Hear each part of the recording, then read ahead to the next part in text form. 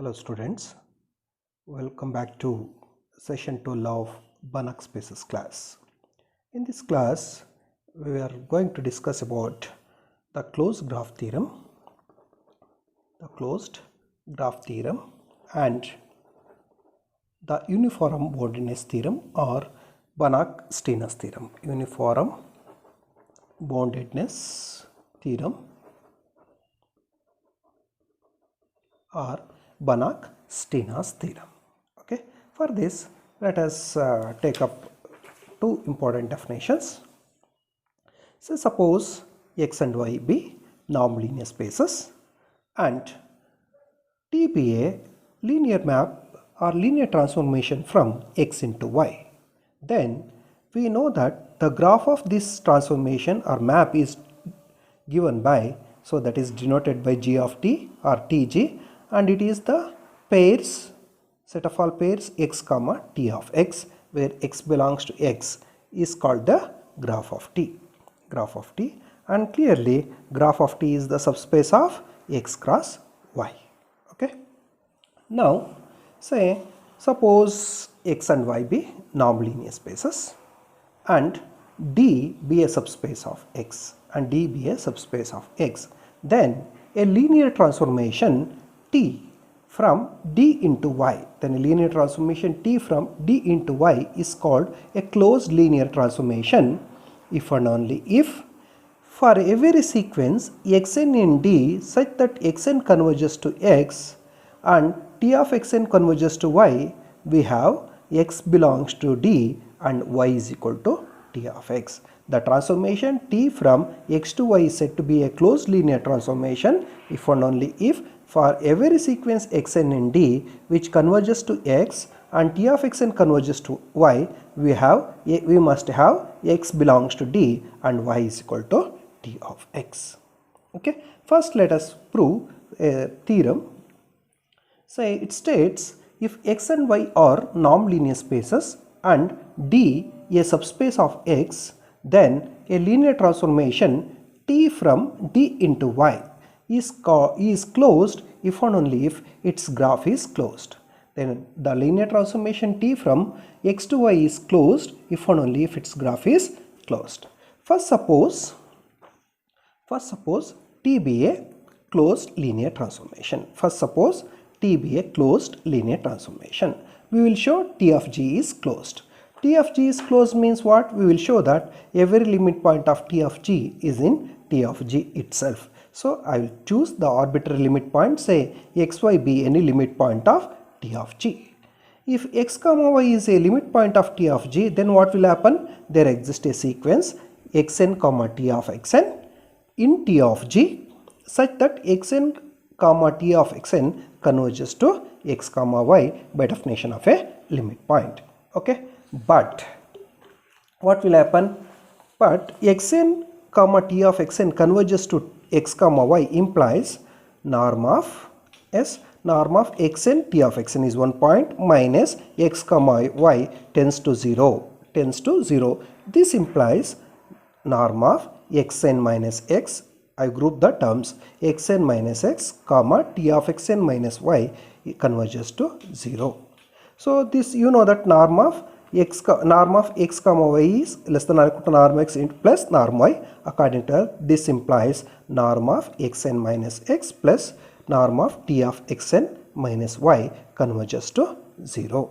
This implies what? The sum of two, these are the non-negative numbers. They converging means each of them must converge to 0. Therefore norm of xn minus x converges to 0 and norm of T of xn minus y converges to 0. So this implies, by definition of a norm, this implies xn minus x is equal to converges to 0 means xn converges to x, and similarly T of xn minus y converges to 0 implies T of xn converges to y.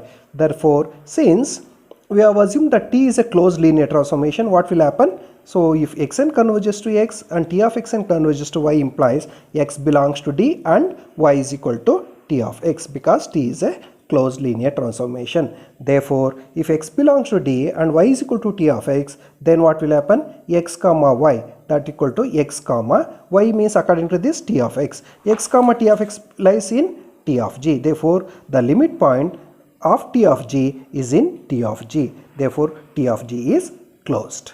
Okay, one part of the proof we have proved. Conversely, let T of g be a closed linear transformation. We show the transformation T is closed. Okay, the transformation T is closed. Let xn be any sequence in D such that xn converges to x. Let xn be any sequence in xn be any sequence in D such that xn converges to x and T of xn converges to y. Then what will happen? Then x comma y belongs to where?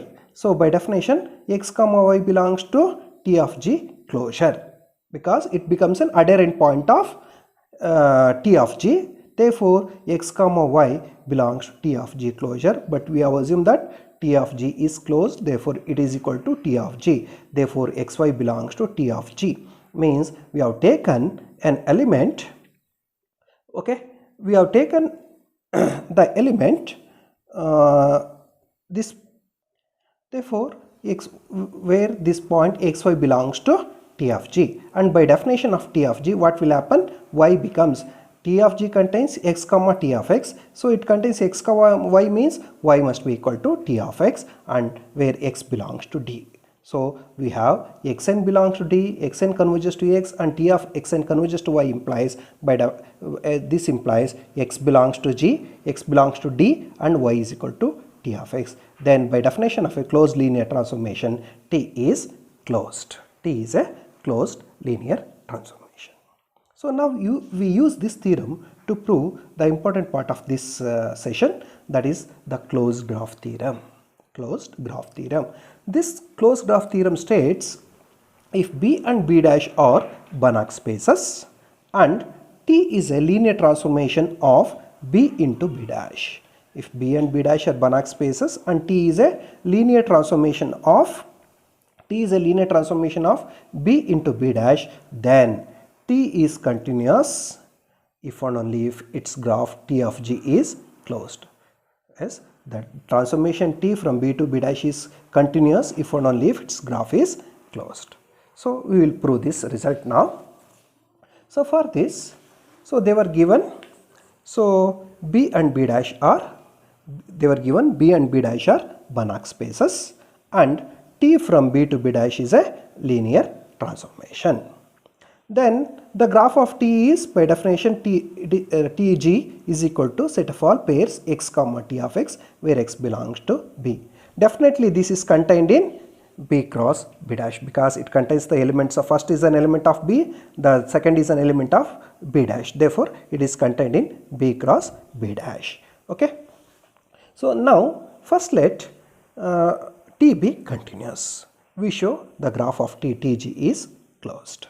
Okay. Again, Tg is closed means we will take the limit point of Tg and or in other words all the limits of points of Tg is in Tg itself. That we can show, or in other words we will take some element of Tg closure and that element belongs to Tg, or in other words Tg closure is contained in Tg. Okay. For this, let x comma y belongs to Tg closure. Be any element, be arbitrary. So then what will happen? X comma y belongs to Tg closure means x comma y belongs to Tg union Tg dash, where Tg dash denotes the set of all limit points of Tg. Okay. So this implies xy belongs to Tg or xy belongs to Tg dash. Now if xy belongs to Tg, what will happen? If xy belongs to Tg, then Tg closure contained in Tg. But already Tg is contained in Tg closure, therefore Tg closure becomes Tg. So Tg is equal to Tg closure means any set, if A is equal to A closure, then A is said to be closed. According to that, Tg is closed and the proof will be completed. Okay. So let xy be a limit point of Tg. So let xy be a limit point of Tg. If xy is a limit point of Tg, then by definition of a limit point, what will happen? By definition of a limit point, as in the discussed in the above theorem, there exists a sequence x comma T of xn in Tg such that x comma T of xn converges to x comma y. You call this as number 1. But x comma t of xn converges to x comma y means what? Xn converges to x, t of xn converges to t of x. Okay, as t is continuous. Now as xn converges to x implies what? T of xn converges to t of x as t is continuous. You call this as number 1. Number 2. So one says xn comma t of xn converges to xy and the second says t of xn converges to t of x. Therefore from we have here t of xn is equal to y because xn comma t of xn converges to x comma y means t of xn is equal to y. So this is equal to t of xn is equal to y by 1. You call this as number 3. Now from 2 and 3 we can see that from 2 and 3 we can get t of x is nothing but y. T of x is nothing but y means then what will happen? Therefore x comma y is equal to x comma t of x that belongs to Tg. Now we have considered the element xy belongs to Tg closure and we have shown that that element xy belongs to x comma xy belongs to Tg. Therefore Tg closure is contained in Tg. Tg closure is contained in Tg means Tg closure is equal to Tg because Tg already is contained in Tg closure. This is obvious. Therefore Tg is equal to Tg closure means the Tg is closed. The graph of T is closed. Okay. So we have assumed T is continuous and we have shown Tg is closed. Okay. So next let us take up the converse part. So conversely, let Tg be closed. We will show that T is a continuous linear transformation. Now they were given B and B dash are Banach spaces. B and B dash are Banach spaces means B and B dash are complete spaces. B and B dash are complete spaces. So their product B cross B dash is also complete. B cross B dash is complete. Now Tg is a subset of what? B cross B dash. Now Tg is closed. So closed subspace of a complete space is also complete. Therefore Tg is complete. Tg is complete. Now define a map f from Tg to B. F from Tg to B such that f of x comma t of x, it's a point in Tg, f of x comma t of x is equal to x. Then we can certainly show that f is 1 1 onto and linear.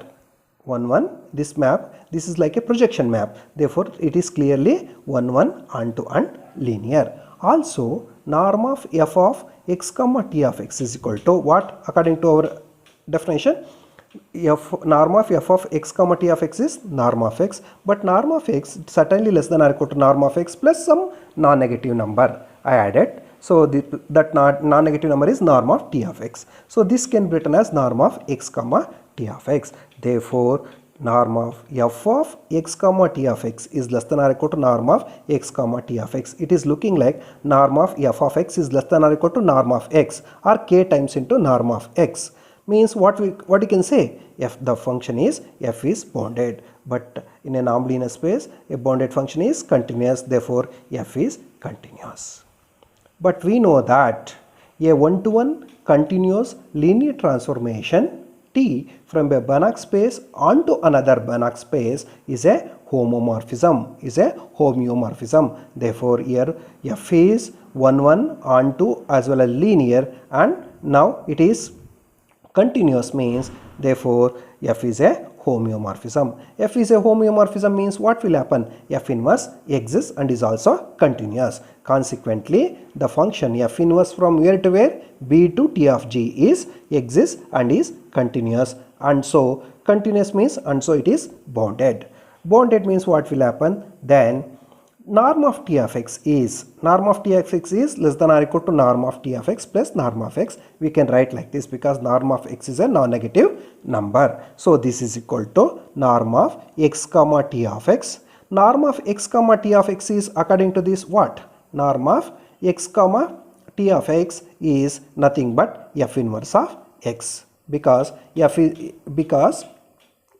have written here f of x comma t of x is x means f inverse of x is x comma t of x. X comma t of x is f inverse of x, but this is less than or equal to norm of f inverse into norm of x.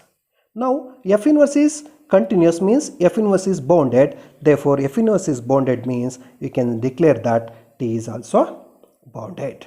T is bounded means what?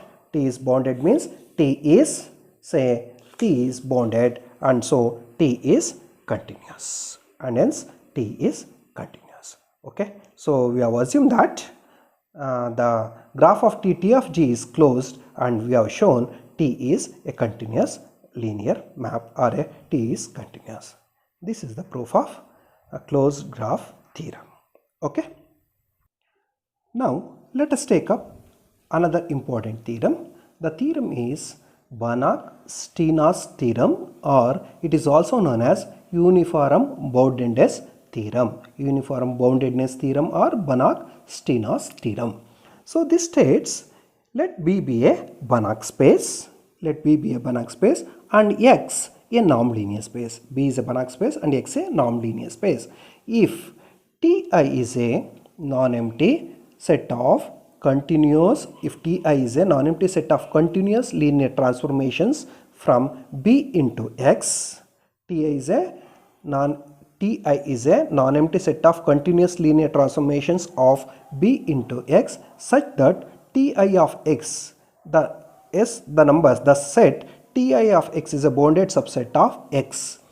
For each X belongs to B, then norm of Ti itself is a bounded, or norm of Ti is a bounded set of numbers. Okay, so if B is a Banach space and X is a non-linear space, and if Ti denotes the set of all Ti is a non-empty set of continuous linear transformations from B into X, such that Ti of X is a bounded subset of X.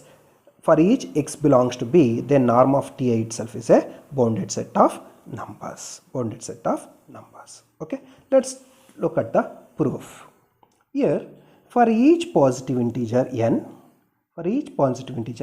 define the sets Fn's as set of all X such that X belongs to B and norm of Ti of X is less than or equal to n. For every I, means for every element Ti, this holds true. You call this as number 1. Fn's been constructed like this. Then definitely Fn is closed subset of X. Then Fn is a closed subset of X, because I will show that X belongs to Fn implies what, according to our convention, norm of Ti of X is less than or equal to n for every I. This happens if and only if what? Norm of X is less than or equal to n means what? X belongs to the closed pair less than or equal to n. Therefore, X belongs to the closed pair Sn of 0. Therefore, see here, norm of Ti of X is less than or equal to n. See, this is just a number. So, this implies happens if and only if Ti of X belongs to Sn of 0 for each I, where Sn of 0 is a closed pair in X, which is the codomain, with center at X, with center at origin and radius n, because it is center at origin 0 and radius n. So this happens if and only if X belongs to Ti inverse of Sn zeros. Okay, because Ti is continuous means inverse exists here. So this happens if and only if X belongs to Ti inverse of Sn0 for each I. This happens if and only for each I. This happens means it is X is in the intersection of Ti inverse of Sn0. Therefore, X belongs to Fn if and only if X belongs to intersection over I, Ti inverse of Sn0. Therefore, I can state that Fn is equal to what? Intersection over I, Ti inverse of Sn0. Okay.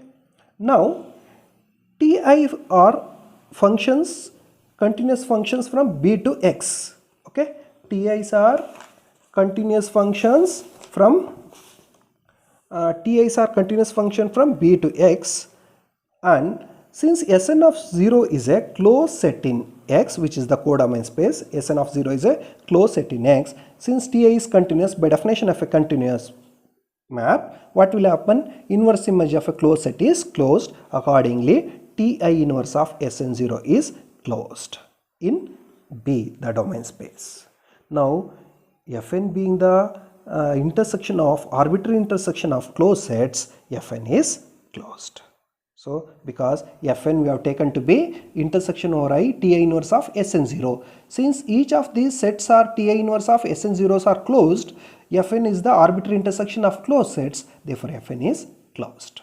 Okay, the constructed set Fn's are closed now. So now Fn is closed implies what? Fn closure is equal to Fn. Okay. Further, B is the union of these Fn's. Further, B is the union of these closed sets Fn's because if B, suppose B is not equal to union of n is equal to 1 to infinity Fn, or in other words, suppose Fn's will not cover B. Then what will happen? Fn not covers B means there are some elements in B which are not in this union. So I'll choose one element x belongs to B such that x doesn't belongs to Fn for any n. Xn doesn't belongs to Fn for any n. Then by definition of a sets Fn's, what will happen?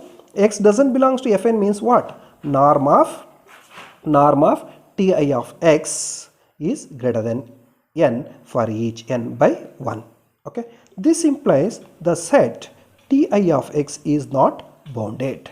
But what we have assumed, the set Ti of x is, we have assumed that Ti of x is bounded, which is a contradiction. Why this contradiction arises? Due to our assumption that, okay, B will not cover the, Fn's will not cover B. Therefore, Fn's will cover B, or in other words, B is the union of these Fn's. B is equal to n is equal to 1 to infinity Fn. Now, let's come to this. Now, B is a Banach space. B is a Banach space means what? By definition, B is complete, means B is complete as a metric space. If B is complete as a metric space, you know that from Bayer category theorem that B is of second category. B is of second category means what will happen? By definition, so interior of, for some sets, interior of Fm closure is not equal to empty, for some m. This implies interior, since Fm's are closed, interior of Fm is not equal to empty, as Fm is equal to Fm bar. Fm's are closed. Implies interior of Fm is not equal to empty means there exists some point in the interior of Fn. So I'll choose x0 to be such point. There exists some x0 belongs to interior of Fm.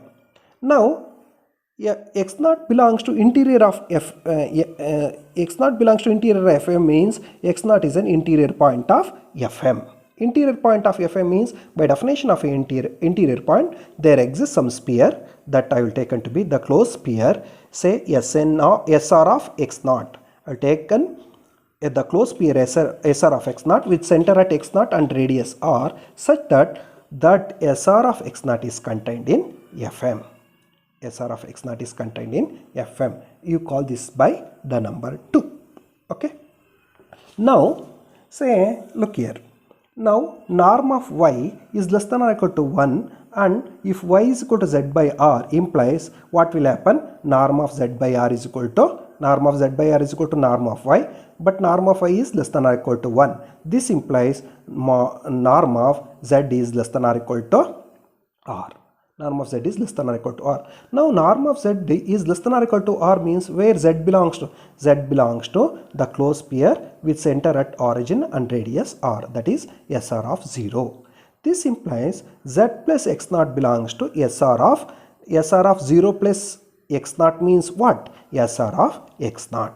So, Sr of x0, but Sr of x0 is contained in where? By 2, it is contained in Fm. It is contained in Fm. Therefore, z plus x0 is contained in Fm. If z plus x0 is contained in Fm means by definition of the sets Fm's, so norm of Ti of z plus x0 is certainly less than or equal to m. You call this as number 3. Now also x0 is an interior point of Fm. Also x0 is an interior point of Fm implies x0 belongs to definitely Fm. X0 belongs to Fm. This implies norm of Ti of x0 is less than or equal to m.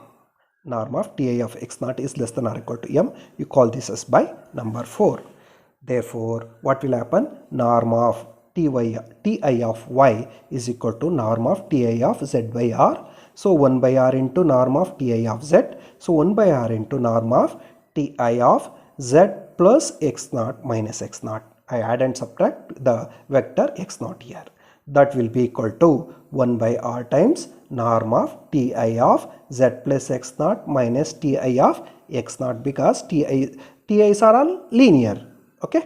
So this is less than or equal to 1 by r times. So norm of Ti of z plus x naught plus norm of Ti of x naught. Okay, I use the triangle inequality. So this is less than or equal to 1 by r times norm of Ti of z plus x naught. Z plus x naught is less than or equal to m by 3. Okay, and norm of Ti of x naught is less than or equal to m by 4. Therefore by 3 and 4, what will happen? This will be less than or equal to 1 by r times m plus m. It is 2m. Therefore this is equal to 2m by r. Thus norm of Ti of y is less than or equal to 2m by r if norm of y is less than or equal to 1. Okay, therefore you take the norm of Ti. Norm of Ti is what? By definition, supremum of norm of Ti of y, where norm of y is less than or equal to 1. This is the standard definition. So, but norm of Ti of y is less than or equal to 2m by r if norm of y is less than or equal to 1. Therefore, this set is less than or equal to 2m by r, because each of the elements are less than or equal to 2m by r. 2m by r means the maximum element or supremum of this set is also less than or equal to 2m by r. Means norm of Ti is less than or equal to some constant, say m. Less than or equal to some constant m means what? What you can say? Norm of Ti is a bounded subset of numbers, or norm of Ti is a bounded set of numbers. Okay, this is the proof of Banach's Steena's theorem or uniform boundedness principle. Okay, this is also an important part of this Banach spaces. Okay, thank you.